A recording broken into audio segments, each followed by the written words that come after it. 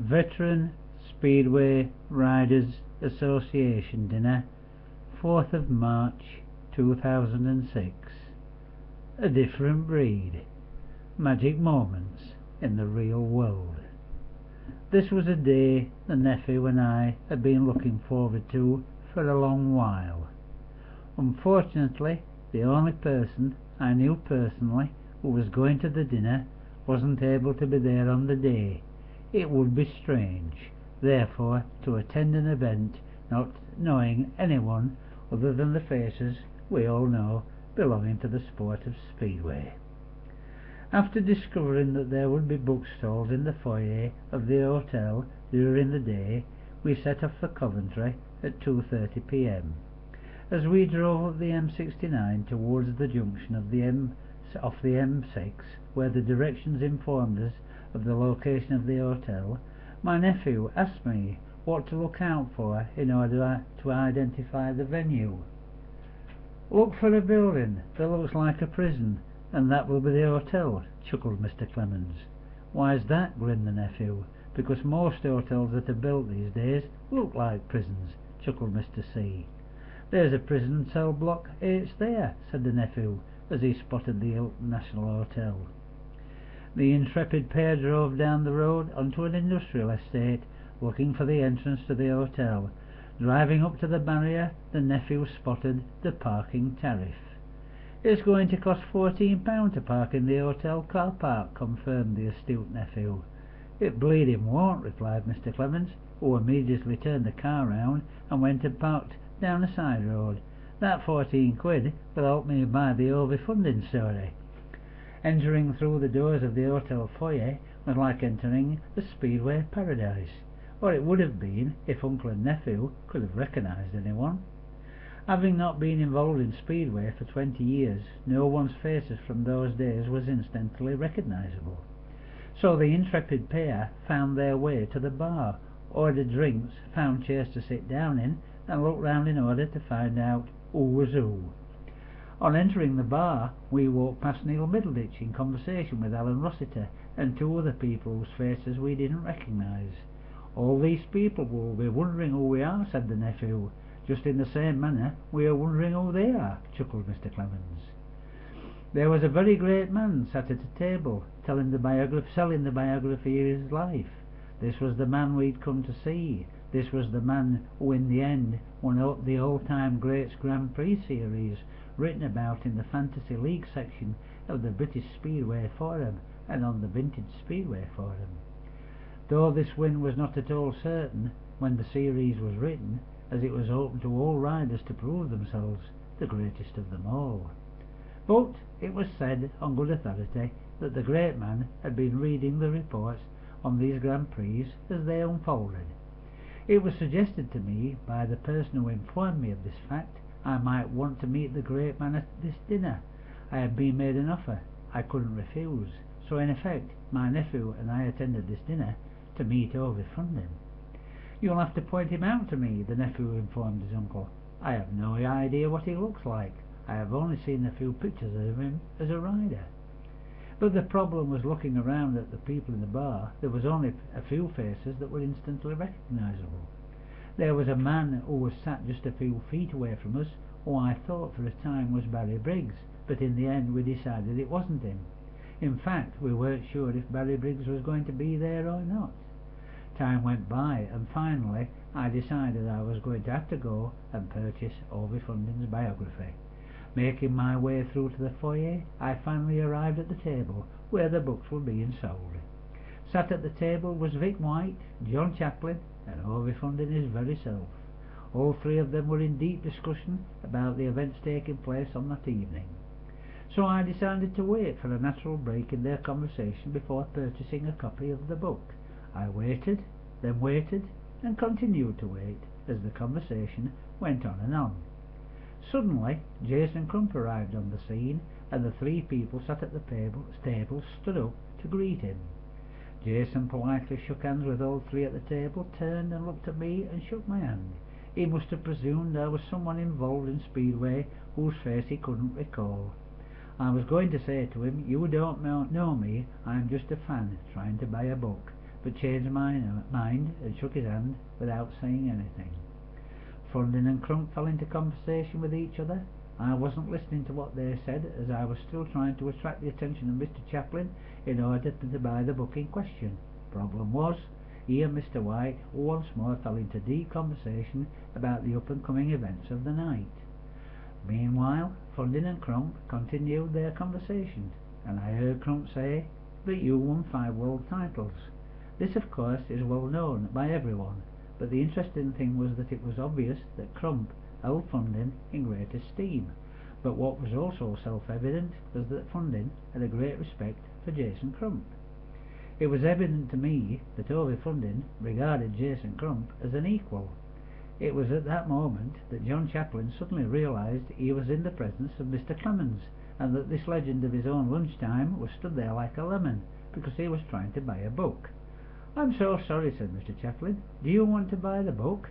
"That's why I'm here," chuckled Mr. Clemens. "You'll want Ovie Fundin to sign it too," said Mr. Chaplin. "Course I bleeding do," chuckled Mr. C to his silly son. I nearly asked him how much they were going to charge for that, but I didn't. Tactful, or what, eh? Having obtained the book, I turned towards Fundin and Crump to get the book signed. Ovie Fundin turned to me and took the book to sign it. I told him of the gentleman who had made it possible for me to be there. Ovie responded to what I had said to him while signing the book, making a comment on this gentleman, of which I readily agreed. "You might as well sign this book too, if you would," said I to Jason Crump, as he stood there waiting to resume his conversation with Fundin. "You ought to be buying my book," said Jason, as he signed his name respectfully in the bottom right-hand side page under the great man's printed name on that page. Fundin had signed his name on a different page. Jason looked where Fundin had written his name and signed his name elsewhere. After having stood at the table for 10 minutes or so trying to buy a book,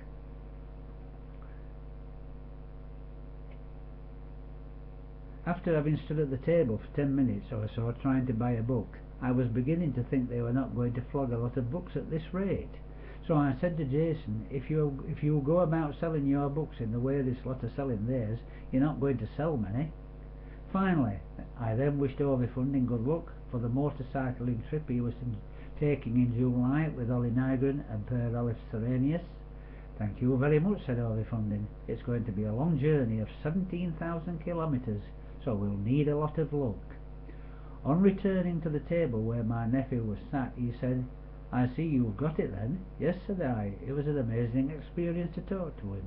He was such a sweet gentleman to talk to. It's very hard to equate the man I was talking to with the fiery, hot-tempered Speedway rider we've heard so much about. But the thing that impressed me most about him was that in talking to him, it was obvious to me that he was listening to what I was saying, because of the comments he made about the gentleman who made it possible for us to be here tonight. Time was slipping by, and it was getting towards 6 p.m, the time when everyone would make their way to the dining room for the evening's events to begin. This highlighted the predicament that my nephew and I found ourselves in. We had no idea where we were supposed to sit in the dining room, or who we should be sat with. The only solution to the problem was to walk round and see if I could locate Norbold, who I believed he was aware that we were going to be there, but wasn't certain about that either. So I thought it best that I located Norbold and introduced myself to him, and that he could help us in our quest to find out where we were going to be seated in the dining room. "We might be sat on the same table as Ovie Fundin, Barry Briggs and Ivan Major," chuckled the increasingly witty nephew, now sitting comfortably into his third pint of beer. "Settling comfortably." "We might be," chuckled Mr. C, "but I think they will probably put us on a little table for two in a dark corner, and everyone will be thinking, who's those two sat there in the dark?" While walking round the bookstores, I'd noticed they were selling back copies of the Backtrack Speedway magazine. I also noticed there was an edition containing an interview with Anders Michanek. Having always been a confirmed fan of Michanek as a rider, before the 1974 World Final, with my admiration of his riding abilities set in stone after that superlative exhibition of his riding in that final, I decided I'd go and buy a copy of that magazine too. Having walked around the stalls, I noticed that Norball's books were on sale, and I asked where he was, and he said he's not here.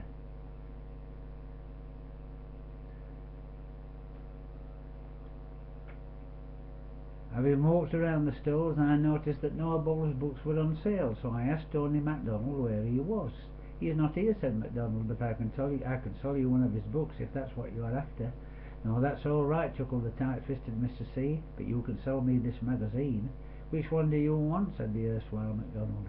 "This one in my chuffing hand," chuckled Mr. Clemens to his silly son, as he held out the magazine for it to be identified as the one he wanted to purchase. "Oh, you want that one," said Tony. "Yes, this one," chuckled Mr. C.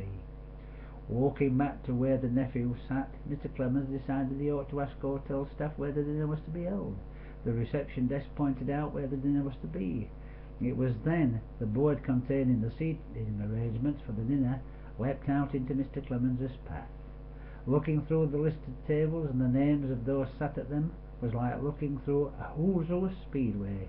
I was worried that we would be marked down as someone's guest, and as such would still have no idea which table we were likely to be sat at. But to my amazement my name was listed there, and we were designated to sit at the table 24 with Norball and his wife. There were 4 other names of those who would also be sat at table 24.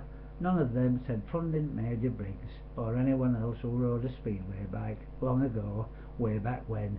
But never mind that. "It looks like they are going in," announced the perceptive nephew, and indeed people were herding their way through the doors into the dining room. As it happened, table 24 was just through the door on the left, so at least we weren't going to make ourselves look foolish, asking folk like Ivan Major if this was table 24, and if it was, why was he sat there. 2 people were already sat at the table. Both turned out to be Ipswich supporters, fans who had been invited to the dinner. 2 other people arrived, sat across from us. Finally Norball and his wife arrived. "You must be Norball," said I to the gentleman. "Yes, I am," said he. "I am me," said I. "Yes, I recall your name," said Norball. "I recall receiving an email from you, but forgive me for not realizing who you are." "I will put you out of your misery," said I, "for I am Mr. Clemens, the legend in his own lunchtime, and this is my nephew." Everyone fell into conversation with each other. The nephew was sat between myself and Norball, so I talked to the Ipswich supporting lady sat to my right. Having been to Ipswich Speedway a number of times in the old days, I was asking the lady about how things were going for Ipswich these days, and what sort of season she thought would unfold for them. Meanwhile the nephew was breaking open his bread roll, slapping butter on it and tucking in. "I think we are supposed to wait until everybody's ready to eat and grace has been said," advised the nephew's informative uncle. "I can't wait, I'm hungry," responded the nephew. "I think we'll be most likely stopping off at motorway services for a meal on the way home." Already people were tucking into their melons, so Mr. Clemens tucked in too. The main meal didn't particularly impress the nephew, as he thought it was another snack before the main course. Then it was time for the dessert. "You'd better be careful with the sweet," advised Mr. C of his nephew. "The way everyone is gingerly approaching, cutting into it, seems it might explode at any moment." Mr. Clemens also advised everyone when they had finished their dessert to quickly hide their plates under the table and accost the waiters and innocently ask, "And when do we get our sweet, by the way?" But unfortunately no one was willing to go for it. It was loyal toast and speech-making time by now, which proceeded in an orderly manner, culminating in the induction as new president of the VSRA of Jack Garand. One of the highlights of Mr. Garand's speech was his tale of a friend of his who had been caught driving over the speed limit in Australia by a traffic cop with a speed gun. Mr. Garand spoke with a quiet voice, and it was difficult to hear what he was saying right at the back where we were. What mattered was that he had said the thing that he loved most about Speedway was the sense of being a member of a family of people who all belonged to the sport of Speedway. Jason Crump was introduced to the audience as guest of honour. Jason began to speak when this man in the audience leapt to his feet and took a photograph of him. "Oh my God, Ovi Funding's just taken my photograph," said Jason Crump in complete surprise. This for me was the first magic moment of the evening. A moment when Jason Crump instinctively expressed his true feelings on finding that a man he stood in awe of was actually taking his picture. Jason, old as any fan is when confronted by one of their heroes, especially one who leaps up and takes a photograph of you as you begin your important speech at a VSRA dinner. Jason went on to talk about Jack Duran and a few other things before his speech was completed. After that, the music began to be played and the scenario unfolded something like it does at a wedding reception. The difference at the VSRA dinner was that unlike most wedding receptions, when all the official parts of the process of the wedding day were over, and you sat about like a spare part at a wedding. Not once did the nephew and I feel bored, or that it was time to go. We did feel part of a family of folk gathered together for a bit of a do, deciding after a while to go for a wander around the premises to see what was going on outside in the foyer. Not a lot to take notice of at the moment in time. I returned to my seat. On sitting down, I discovered that my nephew had experienced a magic moment of his very own. While you were away, I got Ivan Major's autograph, informed the nephew. He has signed your book for you too. Taking a look, Mr. Clemens commented to his nephew, have you noticed that Major signed his name above Fundin's, where the others have signed below his printed name? I have just spoken with a great man, informed the nephew. I told him it was a privilege to meet him, and he smiled and patted me on the shoulder. Oh, Ivan Major? Questioned the startled uncle.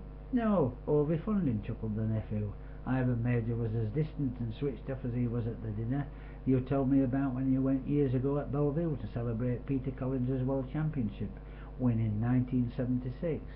And there was Ivan Major weaving his way alone through the tables, seemingly looking for a place to be that he couldn't find, eventually sitting down at the table he was sat at for the dinner. In the distance, too, there was Jason Crump, sat beside Ovie Fundin, the old master, and the young champion, in deep discussion. It would be interesting to listen in on their conversation those two are having, said Mr. Clemens to his nephew. This was magic moment number 2, as I realized, as it was that Ovie Fundin wore the mantle of greatness with ease, that he realized that this young champion could wear the mantle of greatness in the manner of the old-time great world champions. I imagined this was the conversation that Ovie Fundin and Jason Crump were having over there in the distance, far away from where we sat. There was someone else in the room too who wore that mantle of greatness as easily and confidently and rightfully as Ovie Fundin did. Barry Briggs was walking by our table when my nephew asked him for his autograph. Mr. Briggs stopped to sign my nephew's card. You can sign this book for me too if you would, said a respectful Mr. Clemens. That's if you can bring yourself to sign it. Oh, I think I could do that with no problem at all, said Barry Briggs. I know you can, said Mr. Clemens. Mr. Briggs proceeded then to walk down the side of the room in a manner that caused Mr. Clemens to make an observation to his nephew that summed up all the other magic moments of the evening for uncle and nephew. Look at Barry Briggs, said uncle to nephew. For all the world he just looks as if he is about to walk through that door, get into his riding leathers, go out onto the track, and mix it with Ovie Fundin. Both of them look even now as though they could get out on the track at a moment's notice and perform as they did in their prime. They were a different breed, said the nephew emphatically. Hold on to those words, said a startled uncle to his nephew.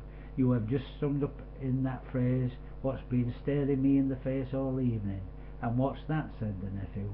Have you noticed, said uncle to nephew, that everywhere we have looked tonight there have been two people who have stood out in this crowd, Ovie Fundin and Barry Briggs, bristling with the same intent that must have been in their riding days. Everywhere you look they are like two magnets attracting you to their presence. They are, as you said, along with their peers, a different breed.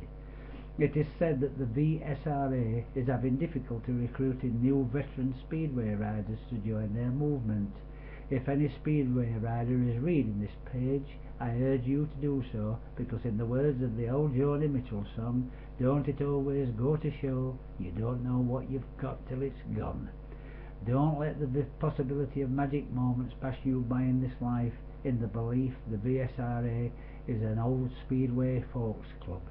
These magic moments might never come round again, so join the BSRA and keep alive the magic contained within this organisation. On another trip wandering around, I observed Ivan Major having his photograph taken with all and sundry, to the point I nearly asked him, if I were you, Ivan, I would charge him a fiver apiece, but I'm sure Ivan had already thought of that himself. After that, uncle and nephew found themselves at table 25 with Mrs. Noabold for company, as her husband had got AWOL, no doubt, promoting sales of his book. For all the world it feels like we're sat in the dining room of the Titanic, chuckled Mr. Clemens, waiting for 1,000,000 gallons of water to come bursting through. It was interesting talking with Mrs. Noabold, who it turned out was involved in the same kind of work my wife had been for the last 7 years. I think you and my wife would have had a great deal to talk about if she had been here tonight. After a lengthy conversation about a number of things related to Mrs. Noabold's work and things concerning Speedway, she departed to link up with her husband. Time had slipped by quickly that evening, and it was time for us to go, as it was midnight and the nephew was working the next day. As we left, I took one more sweep of the room to take a mental photograph of the proceedings, observing that Ovie Funding was still energetically bopping on the dance floor as they had been most of the night, once the music began to be played. Old Ovie was still rocking after all these years, along with Barry Briggs, the true all-time greats of Speedway. I thought I saw Barry Briggs dive under Funding on the dance floor to barge him off his line, but that bit was pure imagination on my part. But it was time to go. We made our way to the car, left Coventry via the M69, but we didn't stop for a meal on the way home. Obviously the meal we'd eaten at the Hilton Hotel wasn't the snack my nephew thought it was. These were the events that took place at the BSRA dinner on Saturday 6th of March 2006 as we saw them. This report on the proceedings is dedicated to the gentleman who provided my nephew and I with these magic moments in the real world. Most moments neither of us will forget. It was a privilege to be there and to meet and speak with Ovie Funding as it was to speak with Barry Briggs. We didn't meet anyone else there other than those sat at our table. It was a pleasure to meet Noabold and his wife.